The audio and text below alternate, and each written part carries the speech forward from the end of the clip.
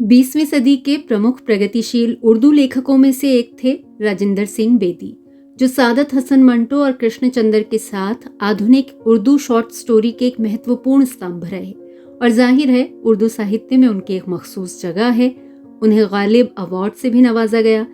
लेकिन हिंदी फिल्मों में एक बेहतरीन संवाद लेखक के रूप में भी उनकी एक मजबूत पहचान है, जिन्होंने गंभीर से गंभीर फिल्मों से लेकर कमर्शियल फिल्मों के भी संवाद लिखे। ये जख्म तो जल्द ही भर जाएंगे, सिर्फ एक दाग रह जाएगा। यहाँ तो एक से एक बढ़कर कैरेक्टर है। शॉर्ट स्टोरी तो क्या एक अच्छा खासा नॉवल लिखा जा सकता है। इतिहास ने सिखाया है कि पुरुष नारी से श्रेष्ठ है, और जब उसकी पत्नी उससे आगे बढ़ जाए तो क्या वो बर्दाश्त कर सकेगा? राजिंदर सिंह बेदी का जन्म 1 सितंबर 1915 में सियालकोट के छोटे से गांव में हुआ, जो अब पाकिस्तान में है। वो 3 भाई एक बहन थे। उनके पिता एस हीरा सिंह बेदी एक पोस्टमास्टर थे, जिन्हें उर्दू और फारसी में काफी रुचि थी।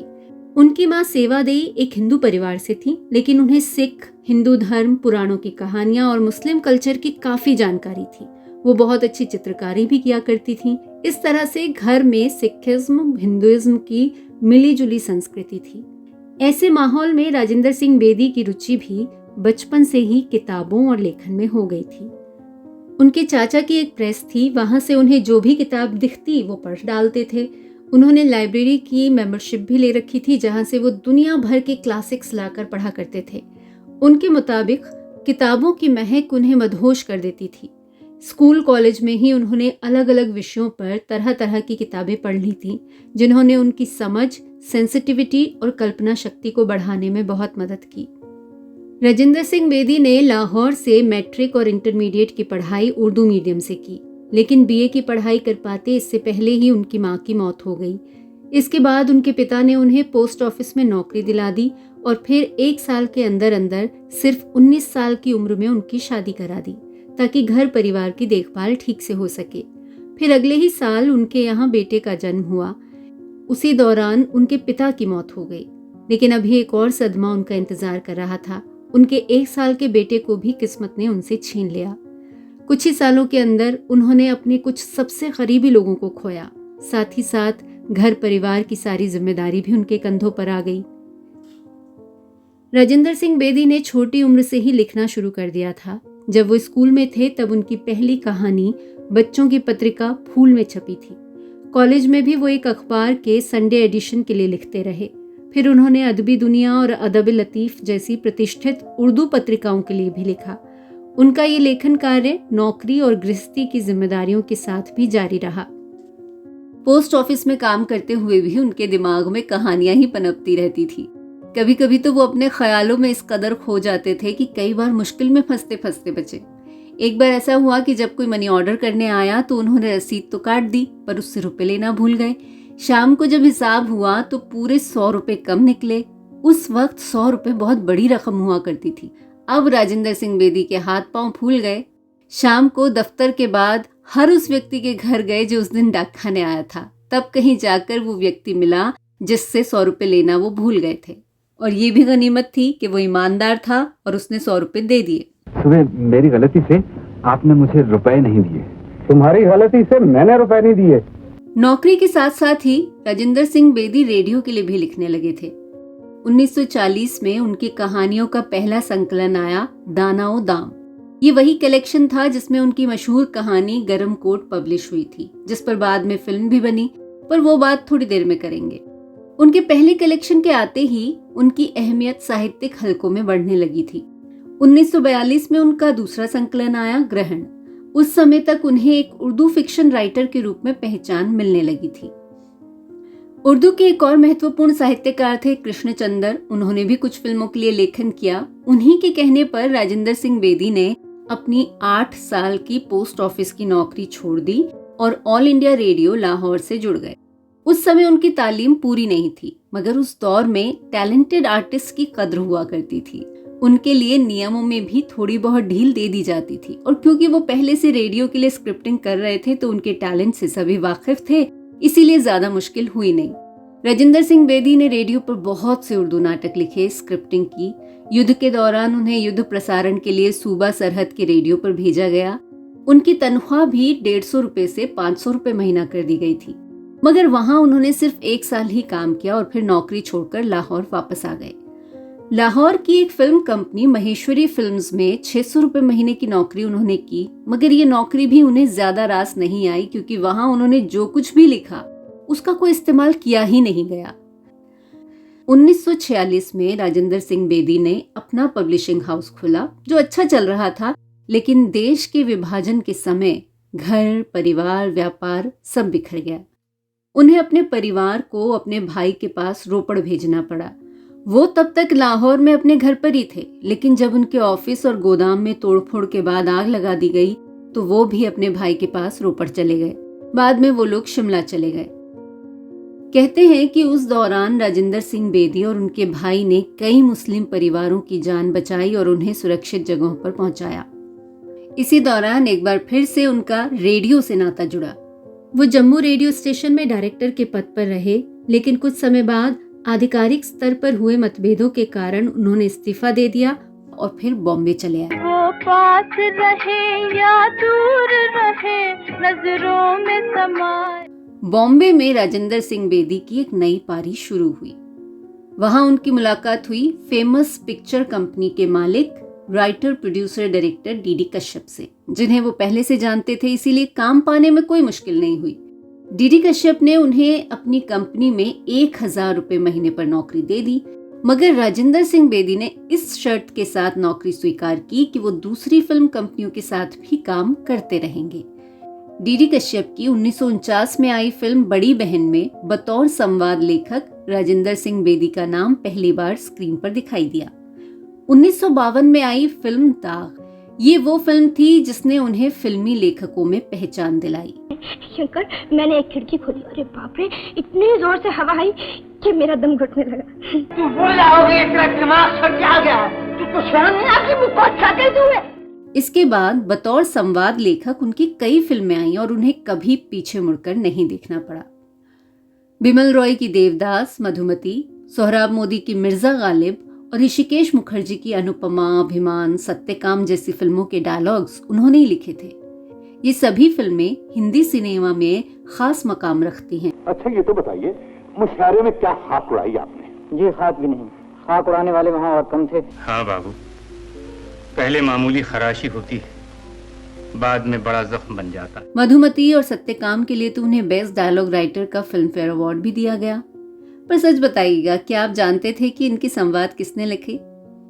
लेखकों के साथ ही भेदभाव फिल्म मेकर्स ने नहीं किया, बल्कि आप और हम जैसे दर्शकों ने भी किया है, क्योंकि हम जानने की कोशिश ही नहीं करते कि कोई संवाद जिन्हें एक कलाकार इतने उम्दा तरीके से बोल रहा है, पर उन संवादों में जो पंच हैं, उन संवादों में जो असर है, जो भावनाएं हैं, वो किसकी कलम से निकली।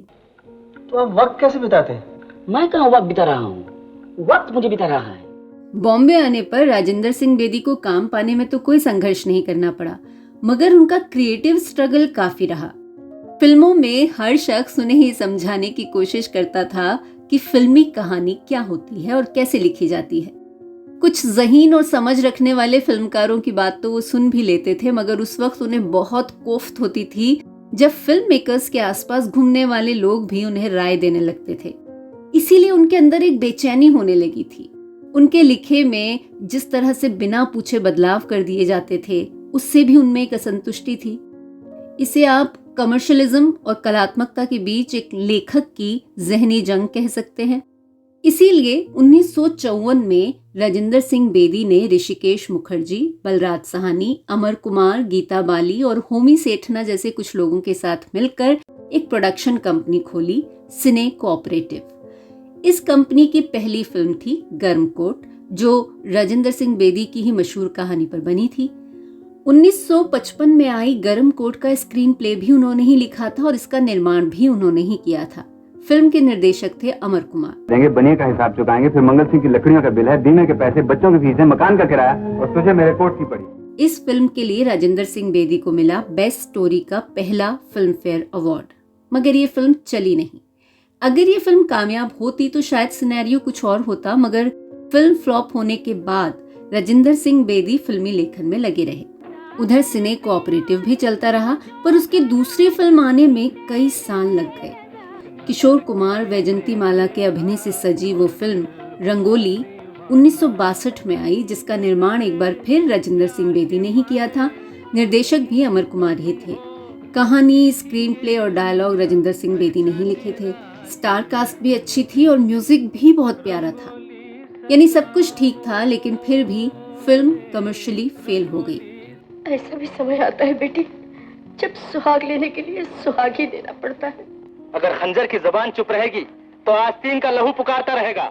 राजेंद्र सिंह बेदी का तीसरा अटेम्प्ट थी दस्तक, जिससे उन्होंने निर्देशन में कदम रखा।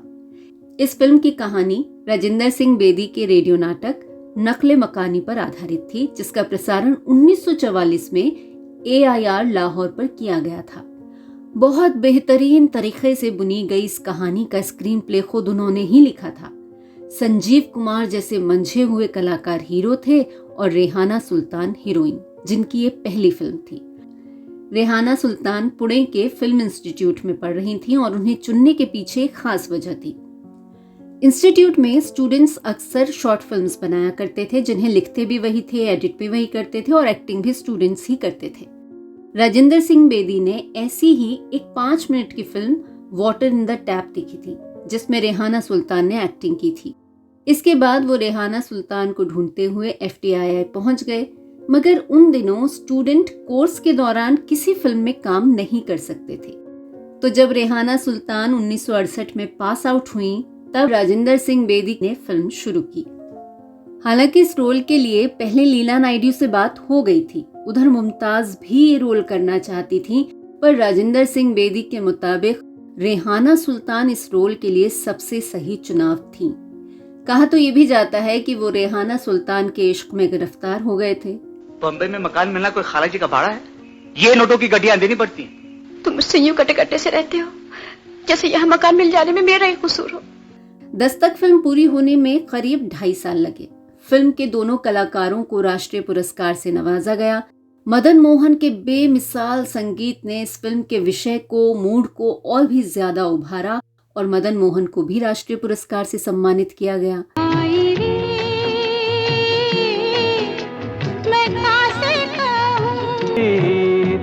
अपने जिया की मायरे। दस्तक फिल्म को ब्लैक एंड व्हाइट बनाया गया था, जबकि उस समय कलर फिल्मों का जमाना था। बहुत से लोगों ने राजेंद्र सिंह बेदी को अलर्ट भी किया कि कलर के जमाने में ब्लैक एंड व्हाइट फिल्म चलेगी नहीं, मगर उनका कहना था कि फिल्म का विषय ब्लैक एंड व्हाइट है, कलर इसे और ज्यादा गॉर्जियस बना देगा। और वाकई जब आप फिल्म देखते हैं तो महसूस होता है कि फिल्म की आत्मा उसके रंगहीन होने में ही है। और जिस तरह से कमल बोस ने अपने कैमरा एंगल्स का इस्तेमाल इस ब्लैक एंड व्हाइट फिल्म को यादगार बनाने में किया, उसकी तारीफ तो सभी ने की। उन्हें भी बेस्ट सिनेमेटोग्राफी के लिए फिल्म फेयर पुरस्कार दिया गया।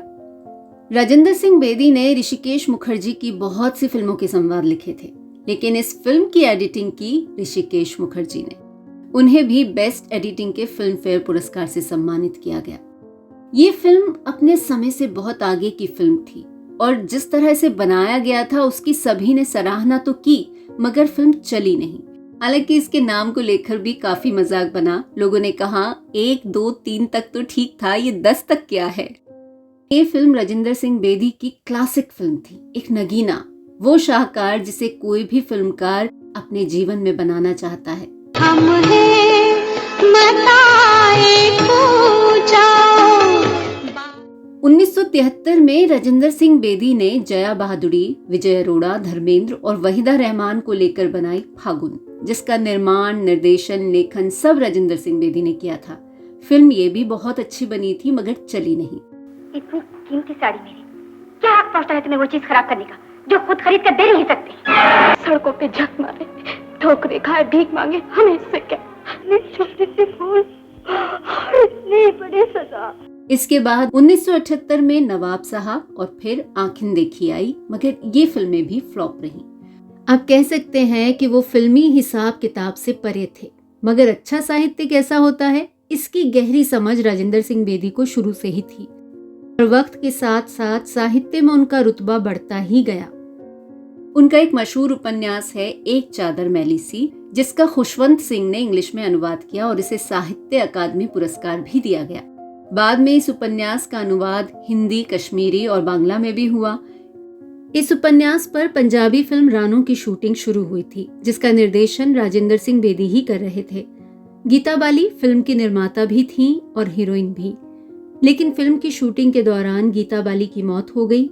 गीता बाली उन्हें बाऊजी कहा करती थीं और राजेंद्र सिंह बेदी भी उन्हें अपनी बच्ची जैसा ही चाहते थे। गीता बाली की अचानक हुई मौत ने उन्हें ऐसा सदमा दिया कि वो फिल्म तो बनी ही नहीं, बल्कि उन्होंने कसम खाई कि वो उस उपन्यास पर कभी कोई फिल्म नहीं बनाएंगे। 1968 में इस उपन्यास पर पाकिस्तान में एक फिल्म बनाई गई। उसके कई सालों बाद 1986 में इस पर हिंदी फिल्म बनी एक चादर मैली सी, जिसमें कुलभूषण खरबंदा, ऋषि कपूर, हेमा मालिनी और पूनम ढिल्लों ने काम किया था। 1977 में राजेंद्र सिंह बेदी की पत्नी की मौत हो गई थी। उसके तुरंत बाद ही उन्हें स्ट्रोक आया। वो ठीक से बोल भी नहीं पाते थे। उनकी एक आंख की रोशनी भी चली गई थी और फिर धीरे धीरे उनकी तबीयत खराब होती ही गई। 1982 में उन्होंने अपने 45 साल के बेटे नरेंद्र सिंह बेदी को भी खो दिया, जिन्होंने बंधन, रफू चक्कर, सनम तेरी कसम जैसी फिल्मों का निर्देशन किया था। 1982 में ही राजेंद्र सिंह बेदी को लकवा मार गया और 2 साल बाद 11 नवंबर 1984 को उनकी मौत हो गई। उनकी मौत पर पाकिस्तान के राष्ट्रपति जियाउल हक ने भी शोक व्यक्त किया था और कहा कि उनका जाना सिर्फ भारत के लिए ही नहीं बल्कि पाकिस्तान के लिए भी क्षति है। उनकी याद में पंजाब सरकार ने उर्दू साहित्य के क्षेत्र में राजेंद्र सिंह बेदी पुरस्कार शुरू किया। बॉम्बे के किंग्स सर्कल का नामकरण उनके नाम पर राजेंद्र सिंह बेदी चौक रखा गया। 35 सालों के अपने करियर में राजेंद्र सिंह बेदी ने लगभग 17 फिल्मों के लिए स्क्रीन प्ले और डायलॉग लिखे और उनकी लिखी ज्यादातर फिल्में यादगार हैं। झूठ सच्चाई का मुकाबला नहीं कर सकता ठाकुर साहब। सच सर पर कफन बांध कर निकला है। जिस अप्रिय, जिस भयंकर सत्य को मैंने कह सका, एक मां ने निसंकोच अपने बेटे से कह दिया।